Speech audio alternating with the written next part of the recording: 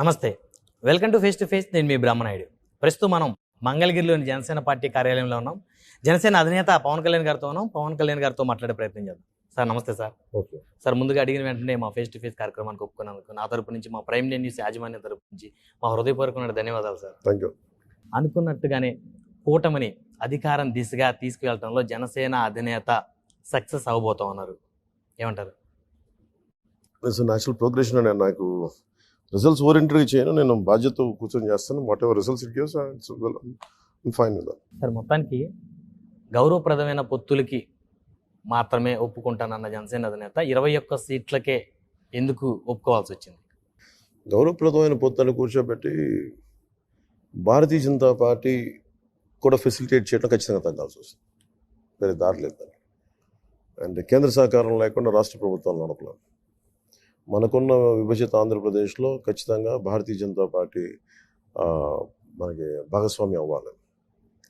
So వారి కోసం ఖచ్చితంగా తగ్గాల్సిన పరిస్థితి, తగ్గాల్సిన అవసరం వచ్చింది.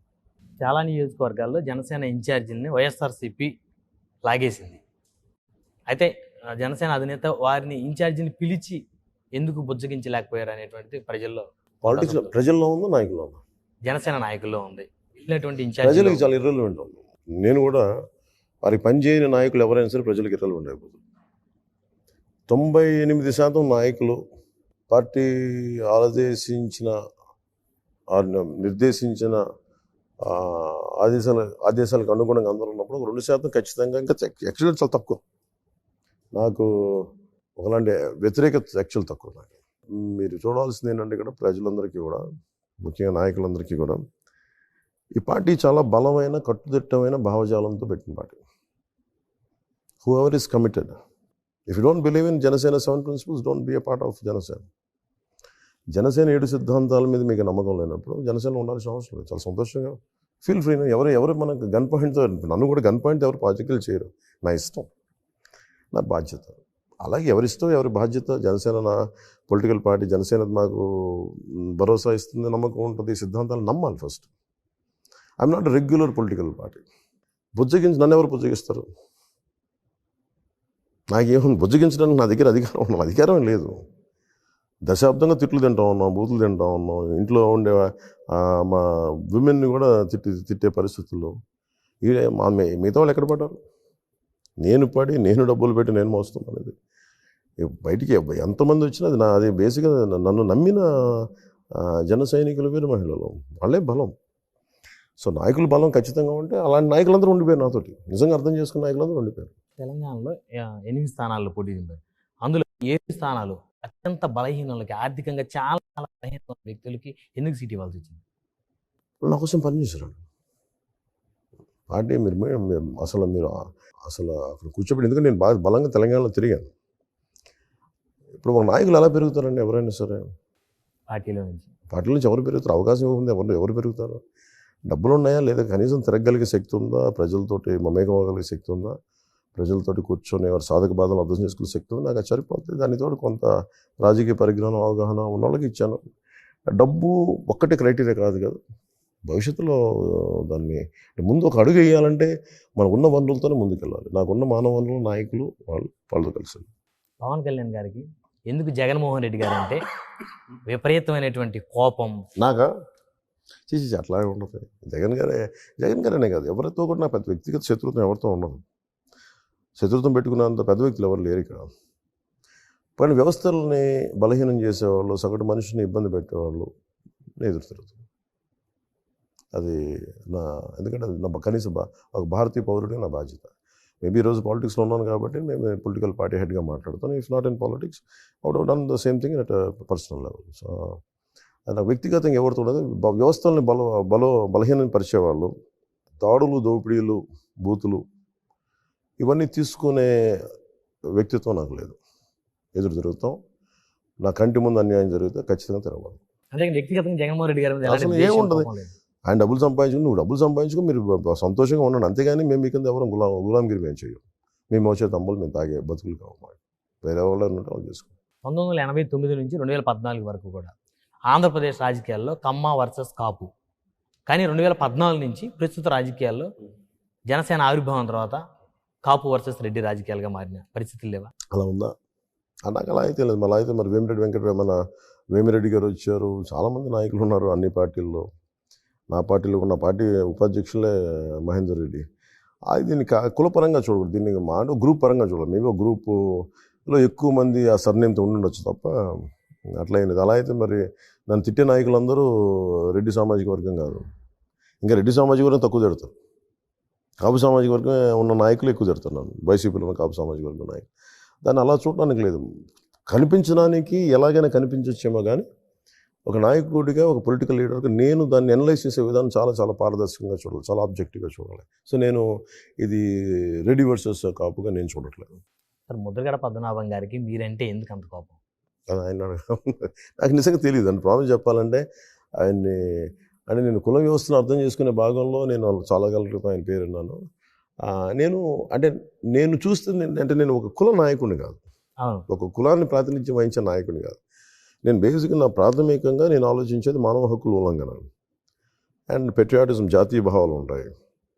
అలాగే ప్రాథమిక హక్కుల ఉల్లంఘన అండ్ నేనే పౌరుడి తాలూకు ప్రాథమిక బాధ్యత. నా బేసిక్గా నా ఆలోచన వీటి నలుగురు చుట్టూ నడుస్తాయి. కుల వ్యవస్థను ఖచ్చితంగా అర్థం చేసుకుందాం, దాంట్లో అనుమానం లేదు. కానీ నా భావం చాలా పరిధి చాలా పెద్దది. కేవలం కులం అనే ఒక చిన్న చట్టానికి నేను ఉండను. ఎందుకంటే నేను జాషువా విశ్వనాథుని చదివిన వాడిని. సో నేను ఒక కుల చట్టంలో ఇరుక్కుపోతే అది నేను పెట్టుకున్న టార్గెట్ కాదు, నేను పెట్టుకుని చాలా పెద్ద టార్గెట్. నేను దేశం, విశ్వమానవీయత అట్లా చూశాను. ముద్రగడ పద్మనాభం గారి ఇంటికి 2 సార్లు వస్తానని చెప్పిన జనసేన అధినేత రాలేదు అనేటువంటి ప్రచారం గోదావరి జిల్లాలో ఉండిపోయింది. అది ప్రచారమా, వాస్తవం సార్? ప్రచారం. అంటే ఇప్పుడు కూడా మీరు పద్మనాభం గారి ఇంటికి వెళ్ళాలని స్టార్ట్ అయ్యి ఆగిపోవడం లేదు. అసలు ఇప్పుడు ఆయన ఎప్పుడు నన్ను ఆహ్వానించలేదు, ఆయన ఇప్పుడు జరగలేదు. మధ్యవర్తి చాలాసార్లు మాట్లాడి నేనేంటంటే ఎవరైనా మీరు కలుస్తారంటే ఖచ్చితంగా కలుస్తానంటాను. ఇప్పుడు ఎవరైనా సరే అంతెందుకు నేను కూర్చోబెట్టి పిడాపురం వెళ్తున్నప్పుడు ఒకసారి మా ఇంటికి రా అన్నారు. నేను ఖచ్చితంగా వెళ్ళాను. మీరు వెళ్ళి చూసే ఉంటారు, టీవీలో కూడా ఉంటుంది. పట్టి మంచం మీద కూర్చున్నాను. నాకు అలాంటి పట్టింపులు ఏముండవు. కానీ ముద్రగడతో ఇప్పుడు వ్యక్తిగతంగా నేను మాట్లాడలేదు.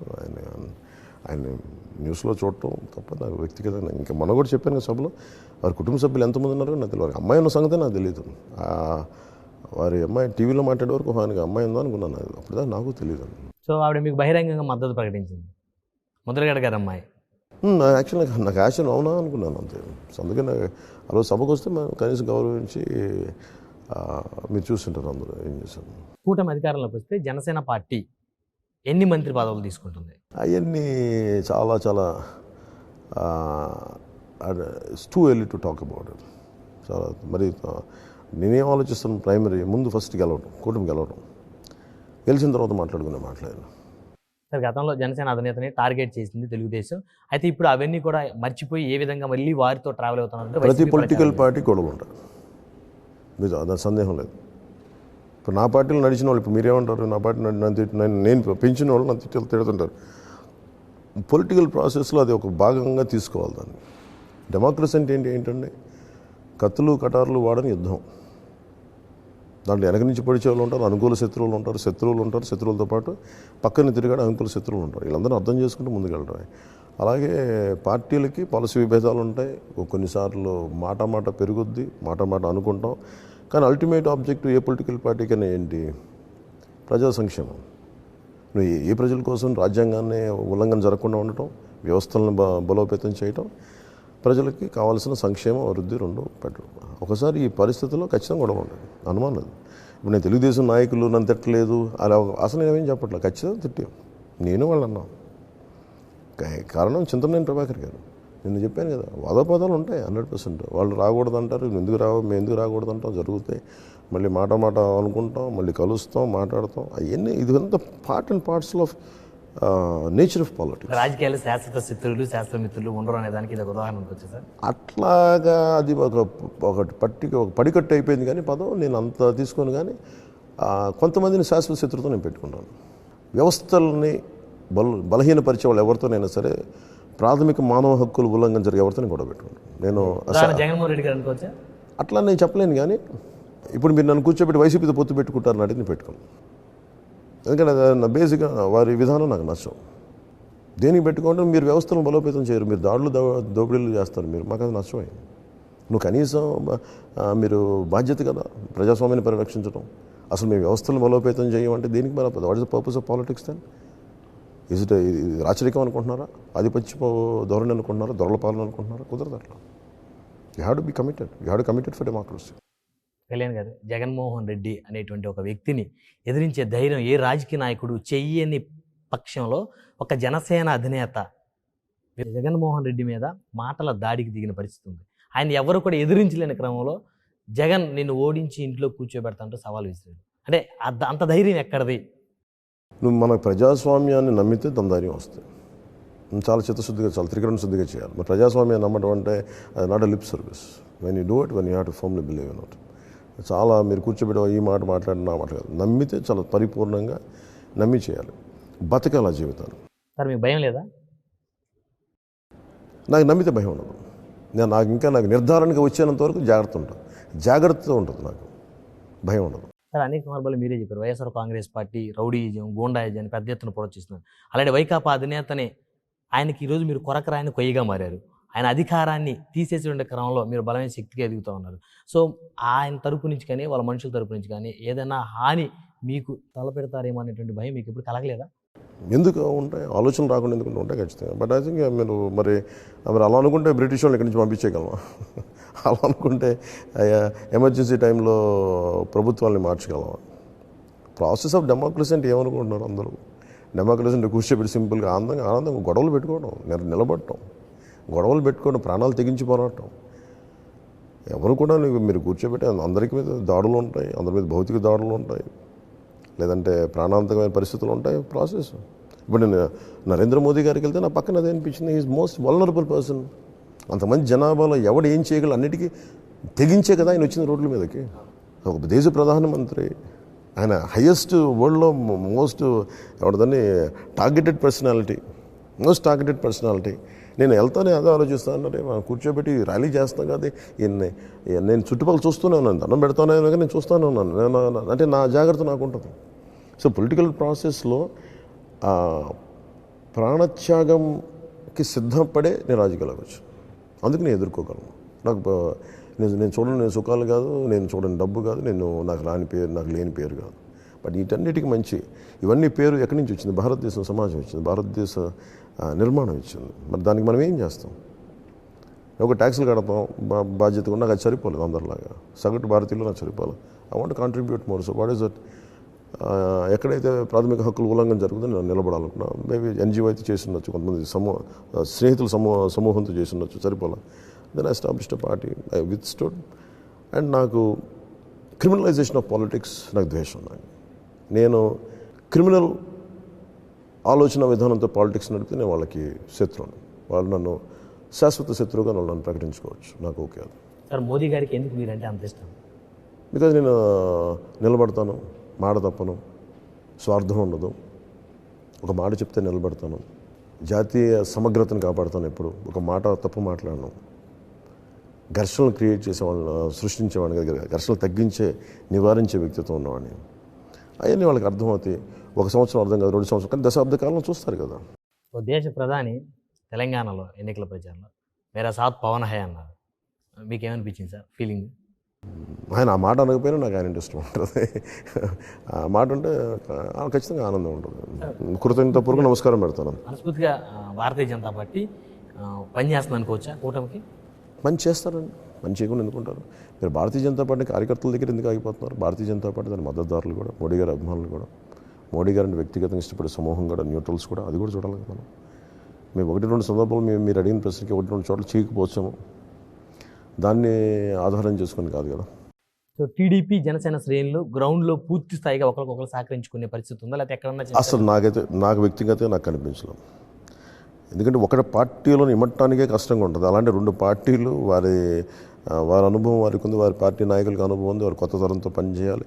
వీటన్నిటిని మించి అందరూ ఒక నాకు తెలిసి నాకైతే నాట్ ఈవెన్ 1% నాకు ఇంకా కరెక్ట్. ఇలాంటి పరిస్థితులు చెప్పుకోవాలంటే అందరూ గొడవలు ఉండాలి. మాకు అలాంటివి లేవు. 1-2 ప్రపంచాలు లేకుండా ఉంటాయేమో, అది నా దృష్టికి రాకుండా కింద స్థాయిలో సరి చేస్తాను. సార్, మీరు 2019 ఎన్నికల్లో గాజువాక భీమవరం నుంచి పోటీ చేసి అది తక్కువ ఓట్లతో ఓటమి చెందిన పరిస్థితి. సో ఈసారి పిఠాపురాన్ని ఎందుకు ఎన్నుకున్నారు? గాజువాక కానీ భీమవరంలో కానీ ఏదో ఒక నియోజకవర్గం అంటే లేదు, నాకేంటంటే నాకేమున్నది ఏంటంటే భీమవరం ఏంటంటే ప్రత్యేకించి నేను నిర్ణయించుకోను. ఆ రోజున నాయకులందరూ నిర్ణయించారు. నేను గాజువాక నుంచి పోటీ చేస్తాను. నేను ఒకటే పెట్టుకున్నాను. నేను 2 చోట్ల నుంచి పోటీ చేయడం నాకు ఇష్టం లేదు. బేసిక్ లేదు, మనం భీమవరం నుంచి కూడా పోటీ చేయాలంటే నేను ఒక ద్వైతీభావంతో చేశాను. దానికి తగ్గట్టుగా, ఎందుకంటే 2 చోట్ల పెట్టినప్పుడు శక్తియుక్తులంతా మనం 2 చోట్ల కేంద్రీకృతం అని నేను ఒక చోట కేంద్రీకృతం అవ్వదు, 2 చోట్ల దాన్ని విడగొట్టాల్సి వస్తాయి. సో ఈసారి నేనేమనుకున్నానంటే ఒకటే చోట పెట్టాను. ఒకటే చోట పెడుతున్నప్పుడు కూర్చోబెట్టి ఆల్రెడీ అక్కడ టీడీపీ నాయకులు ఉన్నారు. పైగా వీళ్ళకి ఏంటంటే అక్కడ విపరీతంగా నేను ఎక్కడైతే పోటీ చేస్తానో అక్కడ విపరీతంగా డబ్బు పెట్టేస్తాను. నా దగ్గర మేము కూర్చోబెట్టి మన డబ్బులతో పోటీ పడే పరిస్థితుల్లో మనం లేదు. సో అదే సమయంలో పిఠాపురం నుంచి చాలామంది వచ్చి మేము మిమ్మల్ని గెలిపించుకుంటాం మీరంటే అది ఒక ఎవరితో ఒక ఇనిషియేటివ్గా పనిచేస్తుంది.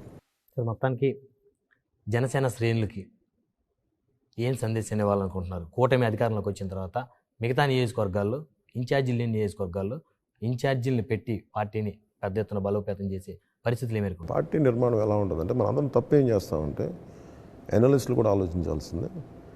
పార్టీ నిర్మాణం చాలా సహజ క్రమంలో జరుగుద్ది. మనందరం ఏమైపోయామంటే ఒక వ్యక్తికి సినిమా ఇండస్ట్రీలో పాపులారిటీ కావచ్చు, పారిశ్రామికవేత్తగా లేదంటే ఈవెన్ పాలన మనకి ప్రజలు చాలా విపరీతం పలుకుబడి ఉండొచ్చు. కానీ అది ఒక రాజకీయ వ్యవస్థగా రూపాంతరం చెందడానికి చాలా సమయం తీసుకుంటుంది. అది మనం ఎవరు ఆలోచించడం. అందరూ ఏంటంటే ఈగోల మీద ఆడతారు. నువ్వు ఇంత పెద్ద స్టారు కాబట్టి నీకు వెంటనే పార్టీ అయిపోవాలి. నేను అసలు అలాంటి పరిస్థితుల్లో నేను most pragmatic and political leader. నేను మిగతా వాళ్ళు నా గురించి ఎంత ఊహించుకుంటారో నాకు తెలియదు, కానీ నేను మటుకు చాలా నేల మీద ఉంటాను నేను. ఎందుకంటే నాకు ఎంత లక్షలాది మంది నాకు జేజేలు పలికినా వీళ్ళు ఎంత పర్సంటేజ్ నిలబడతారు నాకు ఆ లెక్క నాకు చాలా క్లియర్ కట్టుకుంటాను. జీరో బడ్జెట్ పాలిటిక్స్ మీద మీరు ఆ ప్రశ్న నేను ఎప్పుడు చెప్పలేదు. There is no such thing as zero budget politics. ఎప్పుడు నేను మాట్లాడలా. జీరో బడ్జెట్ అంటే జీరో బడ్జెట్ లేకుండా అసలు ఎందుకు ఉంటుందండి? ఎంత బడ్జెట్? జీరో బడ్జెట్ అనే ప్రశ్న లేదు. ఎందుకంటే ఎలక్షన్ కమిషన్ 40 లక్షలు దీనికి 90 లక్షలు పార్లమెంట్కి ఇచ్చిన పరిస్థితుల్లో జీరో బడ్జెట్ అనేది ప్రశ్న లేదు. కాకపోతే అది ఎవరి శక్తియుక్తుల మేరకు ఖర్చు పెట్టుకుంటారు, అది మన చేతి. నేనేంటి నమ్ముతానంటే పరిమితమైన వ్యయం ఉండాలని కోరుకుంటాను. కోట్లు కననే ఎన్నికలు ఉండాలని నేను కోరుకుంటాను. సార్ మొత్తానికి కూటమి అధికారంలోకి వస్తే జగన్మోహన్ రెడ్డి గారి మీద పవన్ కళ్యాణ్ గారు పగ తీర్చుకోబోతున్నారు. అది పగాకి అంత I don't believe in vendetta politics. నాకు ఇప్పుడు మీరు ఆలోచించాల్సి కూడా ఏంటంటే జగన్ గారు నన్ను అడిగి ఫోన్ చేసి అడిగారు, మన విజయసాయి రెడ్డి గారు ఇన్వైట్ చేశారు ఆయన ప్రమాణ స్వీకారం. నేను మనస్ఫూర్తి చెప్పాను, మీకు భగవంతుడు చాలా మంచి మ్యాండేట్ ఇచ్చాడు, please wish you very best, మీరు బాగుండాలని కోరుకుంటున్నాను. బాగుండి నిజంగా మనస్ఫూర్తిగా చెప్తాను. అది నాకు నేనేం నమ్ముతానంటే మనిషి ఎలాంటి వ్యక్తినే కావచ్చు, వ్యవస్థలను కాపాడితే సంతోషం కదా. మేము అవ్వకపోవచ్చు, అది వేరే విషయం, నేను ఓడిపోయినచ్చు. కానీ అలాంటి వ్యక్తితో నేను పగ తెచ్చుకోవడాలు ఇవన్నీ చాలా చిన్నగా ఉంటాయి. పగ ఎందుకు తెచ్చుకుంటాం? ఇప్పుడు నేను కూర్చోబెట్టి పగ తెచ్చుకోవడం అంటే ఏంటి? ఆయన ఏం తప్పులు చేయకపోతే ఎలా పగలు తెచ్చుకుంటాం? పగనే ప్రశ్న లేదు. మనం చూడాల్సింది ఏంటంటే ఇప్పుడు 40,000 కోట్లు ఇప్పుడు మీ ఇంట్లో దొంగ పడ్డాడని, లేదా మీరు బ్యాంకులో డిపాజిట్ చేశారు, బ్యాంక్ మేనేజర్ దోచేస్తే మీరు ఏం చేస్తారు? Police complaint. పోలీస్ ఏం చేస్తారు? అతను కూర్చోబెట్టి నేరస్తుని విచారిస్తారు. దాన్ని పగ అంటావా లేదంటే చట్టం పనిచేస్తున్నావు? నేను అదే అంటాను. భవిష్యత్తులో అలాంటి పరిస్థితులు వస్తే చట్టం పనిచేసుకెళ్తుంది తప్ప నేను కూర్చోబెట్టి నేను వ్యక్తిగతంగా అంత కక్ష సాధింపున్న వ్యక్తిని అయితే నన్ను తిట్టిన వాళ్ళు నేను భరించను కదా.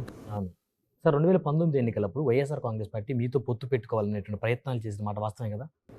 మధ్యవర్తులు చాలా చోట్ల ఉంటారు కదా, ప్రతి పార్టీలో ఉంటారు. మాతో అన్ని మధ్యన జరుగుతూ ఉంటాయి. వాటికి నాకు వారి ఆలోచన పరంగా నాకు వాళ్ళతో కుదరదు. వాళ్ళు ప్రయత్నం చేశారు, జరుగుతూ ఉంటాయి. నా దాకా వస్తుంటే ఎవరో ఇంకో వాళ్ళ చెప్తారు, వింటూ ఉంటాను అంతే. సార్ చివరిగా పిఠాపురం నియోజకవర్గ ప్రజలకి, ఎందుకంటే మీరు పిఠాపురం నుంచి పోటీ చేస్తున్నారు కాబట్టి మీరు వారికి ఇచ్చేటువంటి హామీ ఏంటి? నేను ఒక పిఠాపురం ఒక్కటే కానీ మొత్తం ఆంధ్రప్రదేశ్ కోసం పనిచేయడం వచ్చాను. పిఠాపురం స్పెషల్ ప్రత్యేకించి అక్కడ మనకి కావాల్సిందంటే మౌలిక వస్తువులు చాలా క్లియర్. ముందు డ్రింకింగ్ వాటర్ ఇష్యూ మేజర్. అక్కడ దాదాపు 30-40 గ్రామాలు, 54 గ్రామాల్లో ఒక మున్సిపాలిటీలో కానీ ఉన్న 2 మున్సిపాలిటీలు 54 గ్రామాల్లో చాలా వరకు మంచిని ఫస్ట్ ప్రాథమికంగా దాహం తీరాలి. దాని మీద ప్రయత్నం ఉంది. దాని మీద మొదటిది. రెండవది చాలా అవసరం ఇన్ఫ్రాస్ట్రక్చర్ చేయాలి, రోడ్లు ఇట్లాంటివి అవి చేయాలి. తర్వాత కూర్చోబెట్టి సాగునీటికి సంబంధించిన కాలువలు పూడికలు లేదంటే రిపేర్లు, మన చిన్న చిన్న మినీ రిజర్వాయర్, చాలా రిజర్వాయర్లు ఉన్నాయి, అవి మనకి ఏవైతే ఉన్నాయో అవసరమైన ఎర్రకాలువ కానీ శుద్ధగడి ఇవన్నీ పొంగినప్పుడల్లా వరదలు వస్తూ ఉంటాయి. కొన్ని ముంపు ప్రాంతాలు ఉన్నాయి, ముంపు ప్రాంతాలకి శుద్ధగా మన ఏలేరు కాలువ ఆధునీకరణ చేయాలి. ఇలాంటివన్నీ మేజర్లీ ఇరిగేషన్ మీద చాలా దృష్టి పెట్టాను. సాగునీరు తాగునీరు ప్రాథమిక, ఎందుకంటే ఫస్ట్ అవి బాగుంటాయి, మిగతా అన్నీ బాగుంటాయి. దాని తర్వాత ఇన్ఫ్రాస్ట్రక్చర్ ఒకటి, తర్వాత employment is priority, youth employment. కూటమి అధికారంలోకి వస్తే సంక్షేమ పథకాలు వ్యక్తుల పేర్లతో ఇస్తారా, లేకపోతే స్వాతంత్ర సమరయోధుల పేర్లతో ఇస్తారా? సో నా కోరిక అయితే స్వాతంత్ర సమరయోధుల పేరుతో ఇస్తాం. ఇప్పుడు ప్రధానమంత్రి గారి పేరే ఉంది, ఎక్కడ కూడా మీరు చూడండి కేంద్ర ప్రభుత్వ పథకాలు కూడా ఇప్పుడు నరేంద్ర మోదీ జల్ జీవన్ మిషన్ ఉండదు, ప్రధానమంత్రి జల్ జీవన్. అంటే ఇట్ సిగ్నిఫైస్, ఇట్ డినోట్స్ ప్రధానమంత్రి నేమ్ విల్ బి కెప్ట్ అంతే. కాదు మనకు వచ్చేటప్పటికి ఏమైపోద్దంటే అది ఒక ప్రాక్టీస్ అయిపోయింది. నాకైతే అది ఇష్టం ఉండదు.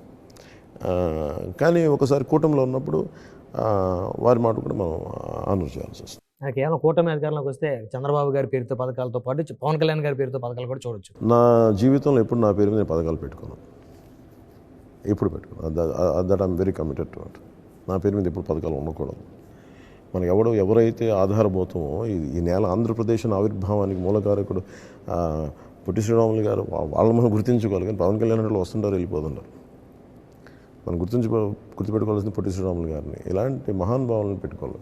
బూర్గుల రామకృష్ణారావు గారు రెండు రాష్ట్రాలు ఏకమవడానికి తెలంగాణ ముఖ్యమంత్రిగా పదవి త్యాగం చేసిన వ్యక్తి. అలాంటి వ్యక్తుల్ని మనం గుర్తించాలి, గౌరవించాలి. ఇప్పుడు for example Telangana Andhra highway ఉందనుకోండి, మనం ఏం చేయాలి? బూర్గుల రామకృష్ణారావు హైవే పెట్టాలి దాన్ని.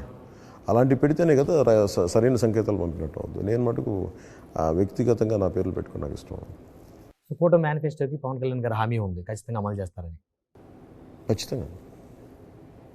ఎందుకు అంటే ఇది చూసేవాళ్ళు కానీ మీరు అడుగుతున్న ప్రశ్నలకు నేను అంతరంగా అర్థం చేసుకున్నా.